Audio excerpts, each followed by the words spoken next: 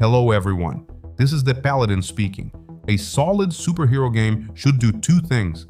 It should make you feel like a hero and give your heroism some real impact. Superhero Simulator, which hit early access in September 2025, promises both the fun of flying around in a cape and the reality of having real-life responsibilities. You can zip across the city and stop crimes, but don't forget, you still have rent to cover. It's a cool concept. The big question is, does the game actually deliver on that promise right now? Created by Mighty Raccoon Studios and recently launched in early access, the game is an open-world sandbox where you get to be a powerful superhero. It mixes in some life sim stuff like handling jobs, paying bills, and dealing with everyday life, while also letting you fly around and fight crime. According to the Steam page, the game has mostly positive reviews overall, and players seem to be enjoying the first early access build. The players, including me, really dig the main fantasy of the game. It feels awesome to fly.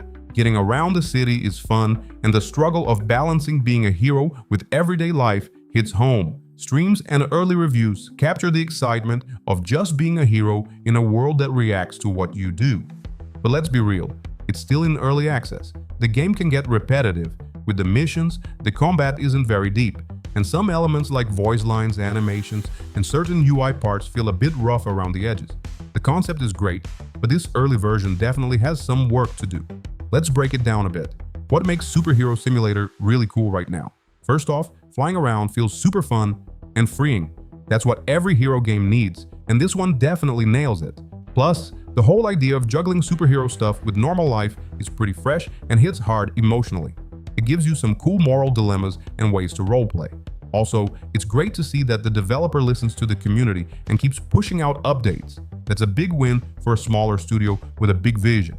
And since it launched at a nice early access price, it's an easy pick for anyone curious enough to support the game's development. But there are definitely some issues with this early access version that can't be overlooked, like how the whole stop the robbery, rescue the civilian, fight the villain routine gets old pretty quickly. The missions feel pretty repetitive, which is a major gripe people have shared on Steam and in reviews. The combat seems pretty basic too. There's not much going on with enemy AI or move variety, and it lacks the satisfying progression you get from more polished action games. A lot of the time, fights just turn into button mashing instead of those epic superhero moments we all love. Plus, the voice acting, some animations, and how NPCs act can feel a bit rough or like placeholders. It's something we expect in early builds, but it still makes it hard to really get lost in the game world. And while there's customization mentioned, it's pretty bare bones right now. You've got the usual masks and capes, but there's not much to explore in terms of powers and progression. Since your hero is like a Superman type, you can't even create unique builds. After saying that, here's how the major systems look now and how they work together. The core mechanic is all about flight and momentum-based movement. It's the main feature. Fast, fun, and honestly worth the whole experience. Expect traversal to stay a key focus.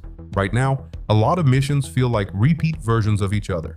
The developer really needs to add some scripted encounters and story elements to spice things up.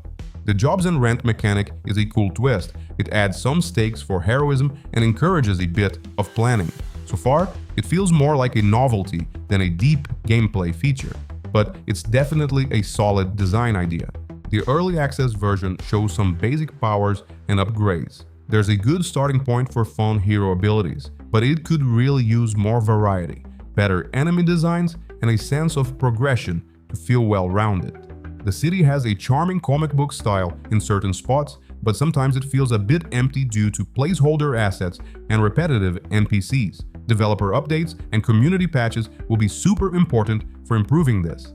When it comes to how players feel about the game, numbers are key. Steam shows it's got a mostly positive review summary, with about 79% of players giving it a thumbs up overall, which is pretty much the same for recent feedback. That suggests the community is excited but not blowing up just yet. According to SteamDB, the game has a small to moderate number of owners and some modest peaks in player counts, pretty normal for a new indie game in early access. These stats show that there's a solid, engaged group of early players, but it hasn't hit that viral level yet. So, what's the future looking like for Superhero Simulator? Best case, The developer really taps into what makes the game fun, the flying and the whole hero life struggle, and tackles the most common gripes, adding more variety to missions, boosting enemy AI, expanding powers and customization, and polishing up the game's visuals. If they keep updating it and listening to the community, this could turn into a fan favorite hero sim. Likely case, the game will get some solid updates, new missions, minor expansions to powers and customization, and a bit more polished. It could be a decent early access hit with a loyal following, but might not blow up into a huge success without more resources or some publisher support. And the worst case, if the development gets derailed by scope creep or limited resources, the excitement might fizzle out, leaving the game as an intriguing but incomplete project. This kind of thing is a pretty common hazard for small studios trying to launch big sandbox games in early access. Final verdict: should you grab it in early access? If you're into superhero sandbox games and like seeing a game improve over time, plus you're cool with some bugs and repetitive stuff for now, then definitely add it to your wishlist and consider supporting the development by buying it early. But if you're looking for a polished, fully loaded superhero game right now, it might be better to hold off until they roll out more updates and content. The game has a lot of potential, but it's not quite the epic superhero experience yet. This is the Paladin signing off. Please like the video if you enjoyed it, subscribe for more, and comment below, does this indie superhero game have a heroic future? See you next time.